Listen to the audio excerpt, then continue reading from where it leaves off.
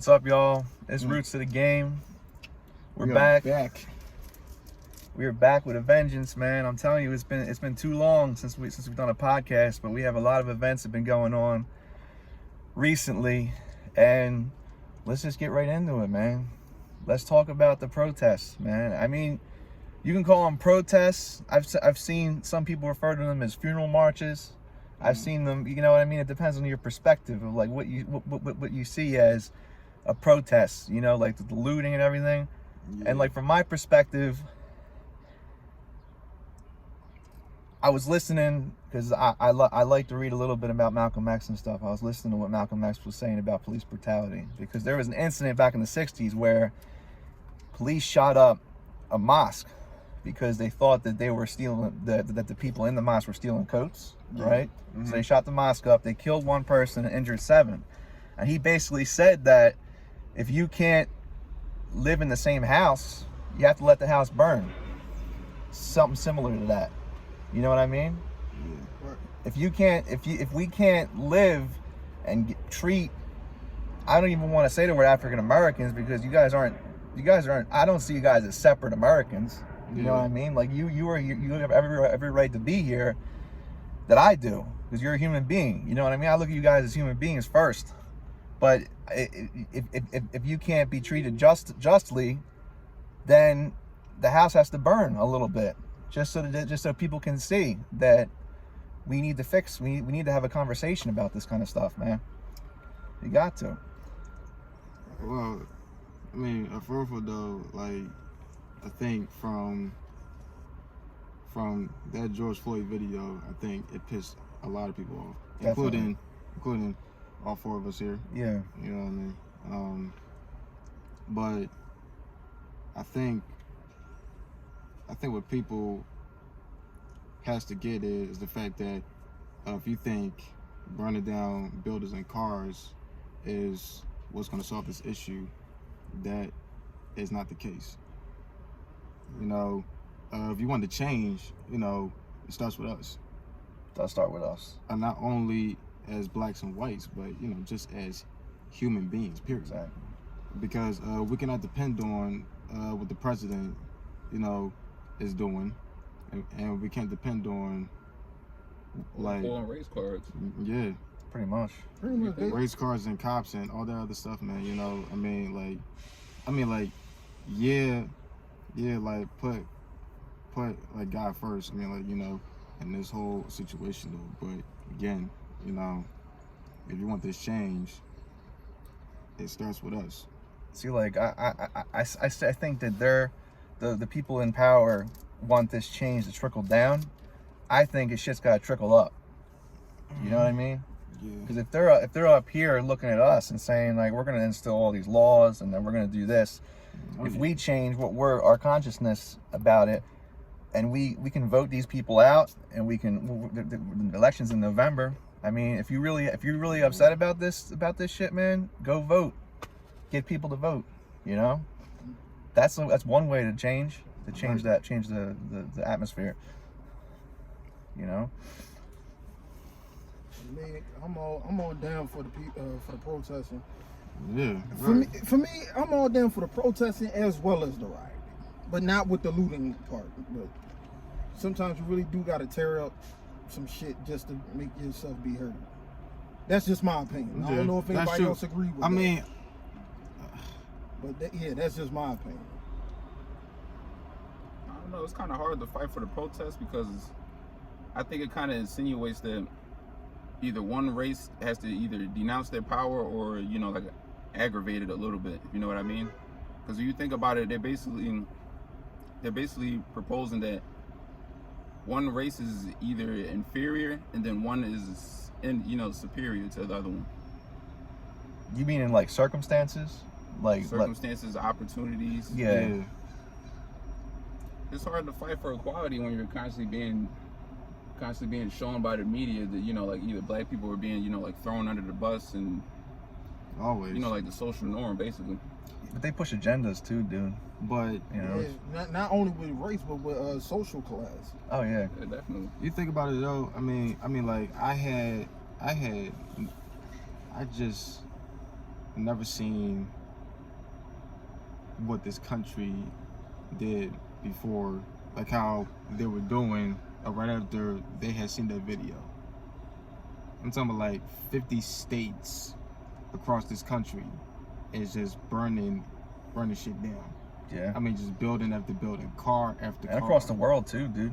Yeah. They're protesting around the world. Period. Because you know why? Because everybody deals with police brutality on a global scale, no matter where you're at. Because trust me, you have people in power, like authority, authority-wise, that they think they can almost do anything. That they feel like they're untouchable, that they can get away with anything. Yeah. But that's basically what comes with the properties of it, is abusing your power. Right. And treating people like they're, like the minuscule to you. But now, since everybody has like recording the stuff that's been going on. Yeah. Now you're getting put in the spotlight. And what blows my mind, honestly, is that like some of the stuff that happened on film happened earlier within a year, but then it takes like a couple months for it to surface on the news and all that stuff. You know why it takes a couple months for it to surface?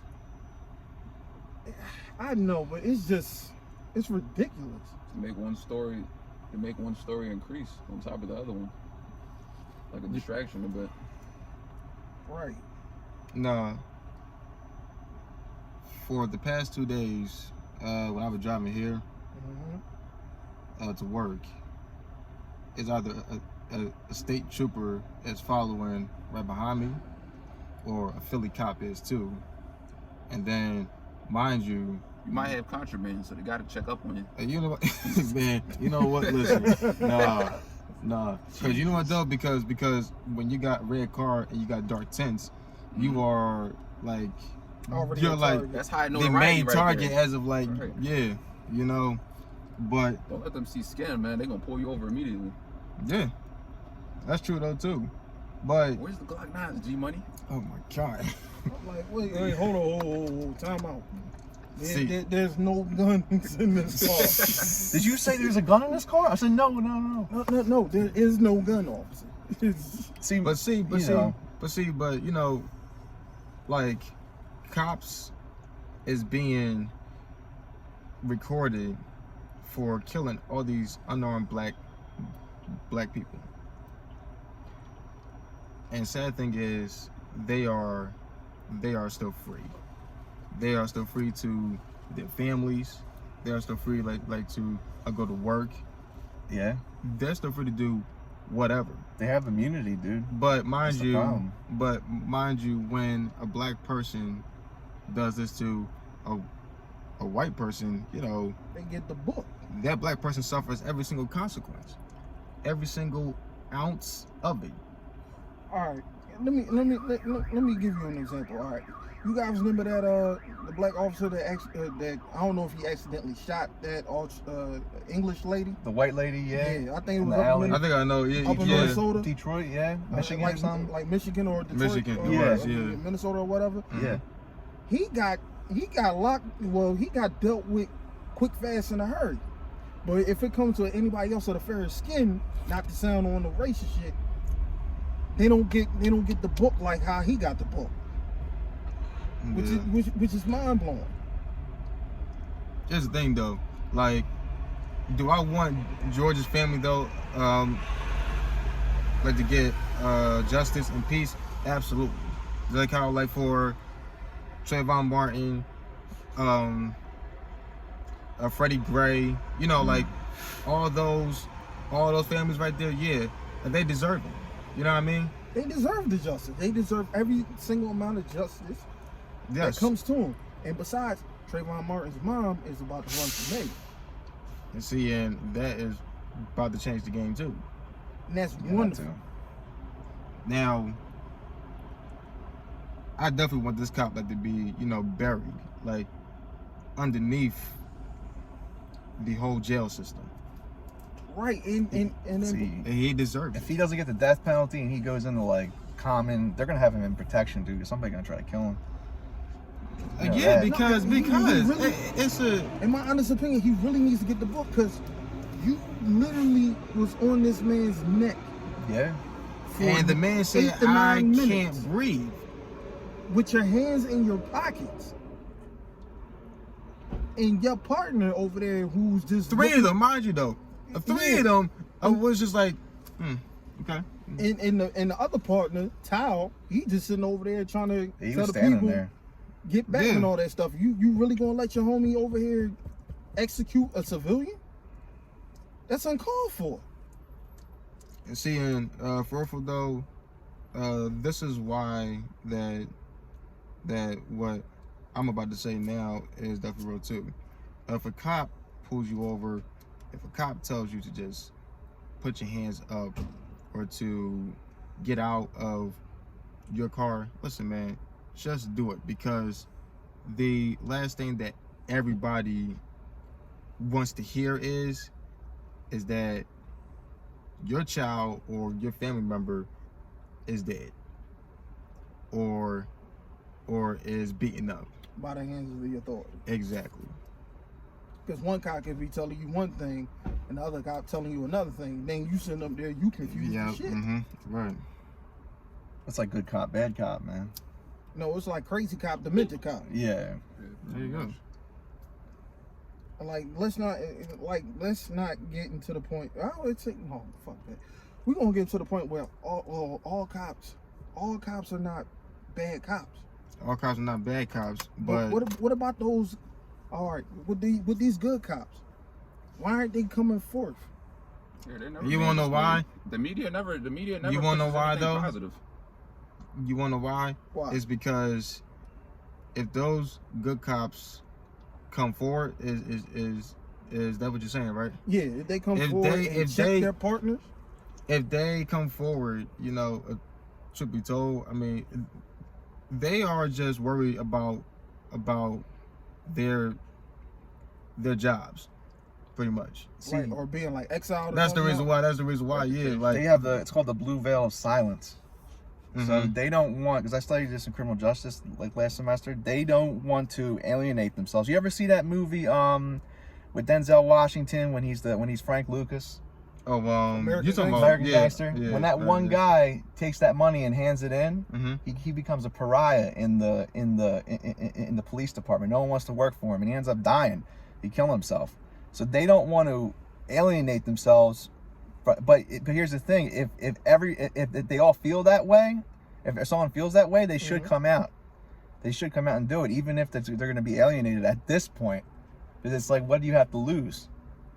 You know, you don't got nothing left to really lose here. You know, when it comes to your race or just period. Yeah, they can't fire you for coming out and doing that, but they can treat you like shit. But they can't fire you for it. Like you supporting the community at that point. Yeah, and people will respect you, man. They'll be like, all right, this guy came out and said, you know what, fuck, this guy's a fucking dirtball.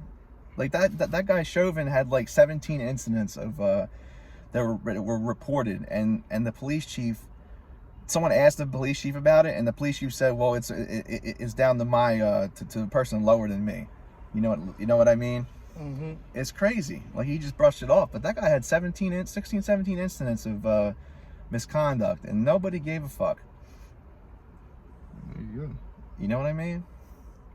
And see, and for though, I mean, like, because we gotta talk about this with you.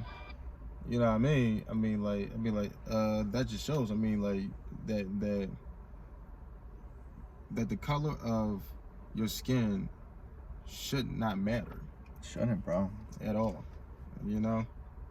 But because look at it like this, man. If we didn't have any sensory perception, if I couldn't see, if I couldn't feel touch, I would not know that you were different from me in skin color. You know what I mean? So it's all down to your sensory perception, man. I believe we're all human beings, man. We're all here for a purpose. We all are, yeah. You know? And perception, and it's kind of hard to get rid of judgment too, because that's like your first innate nature too. Yeah, it's like, you're different from me. That's your first thought, you know, when you see somebody.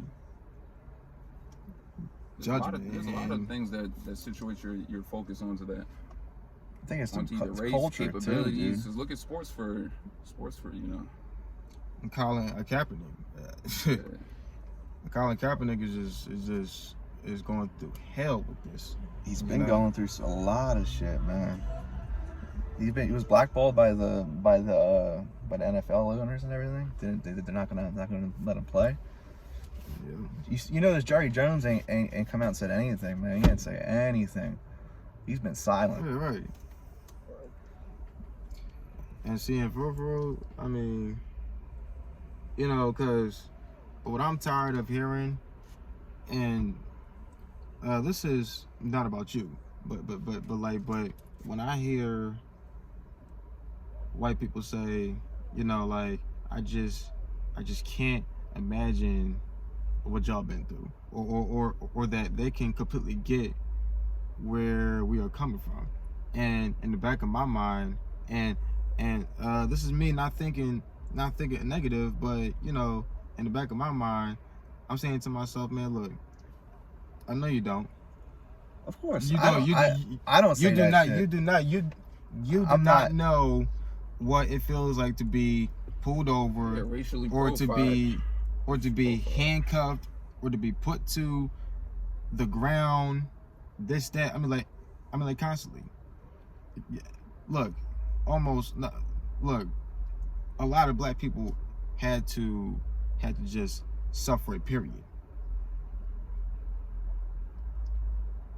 Including me. So, like for me though, man, I mean, like, was I in situations like this? Yeah, but not like George Floyd or Trayvon Martin. Yeah, it wasn't escalated to that level. Right, yeah. But it's still there. Yeah. You still got harassed. So, man.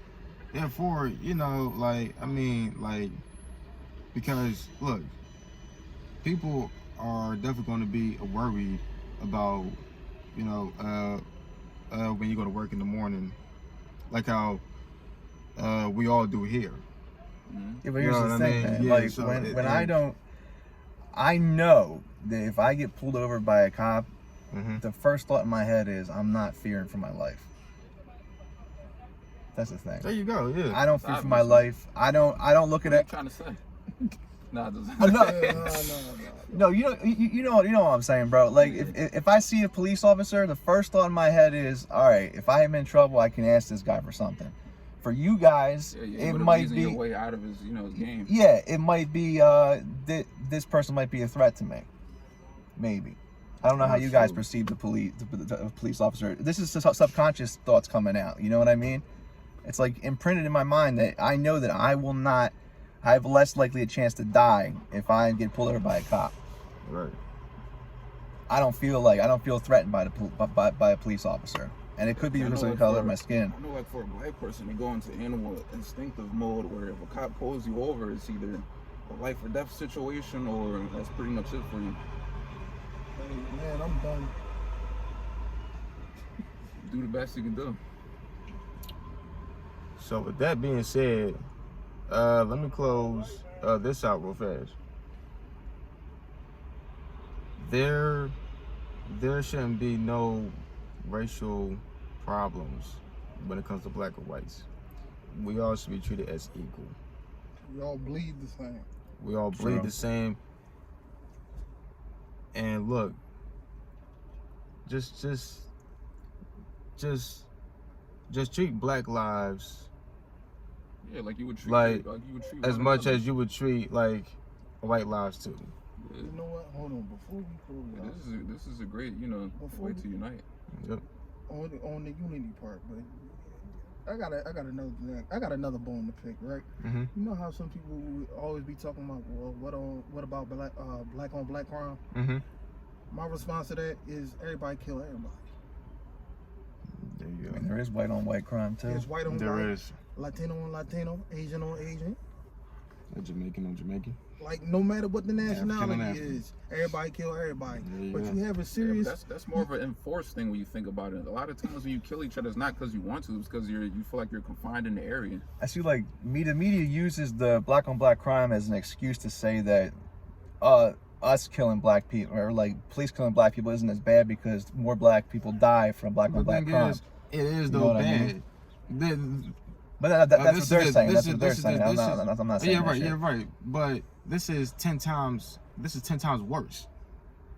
Oh yeah, because you have an authority 10 times figure worse, that you put trust in that does it, as opposed to like a rival gang member or a rival person in your neighborhood. You know what I mean? Yeah. well, It's that's like really you put embedded trust in their that. lifestyle to, you know, make ends meet. Yeah, if you're in a lifestyle like that, you expect somebody in a rival gang to shoot at you. But if you're talking to a police officer who's an authority figure that you pays tax dollars to and shit, you don't expect that from them. Right. But you get it. Right. That's the fucked up part. You know what I mean? Yeah, but with that though, everybody kills everybody. So Yeah. we tired of hearing that shit. Media pushes that shit. And though, we man. just want everybody, blacks and whites, to just come together as one. Right. And let's just change like this whole system thing. Yeah. And this whole racial card crap. I mean, Change just the way that you look at people let's in just general. let's just change period. Because at this point right now, I really hope that Trump gets the hell out of there for real, and I really hope that we can change also. Best way to do that is to vote, man. And get people to vote. And the It's the last best thing way. for is, I really hope that cop, People especially, they're aware of who they vote for. but all 4 of those cops that were involved in that George Floyd mess, I hope they get the book. yeah, Seriously. for life, period. You took a Not a life. question. Listen, you took a life, so now you gotta Pay the price for it. not only pay the price. You took a life, so you taking your life for this. Basically, what I'm saying is, you took his life. Now you gonna have to serve life. There you Everything go. works in exchange. I don't want nobody to get confused on what I'm saying. But Yeah. that's what I'm Yeah, I saying. got you. So, with that being said, we are back, and me and Josh is about to Light up a cigar. light it up, man. All right, fellas. All right, see y'all.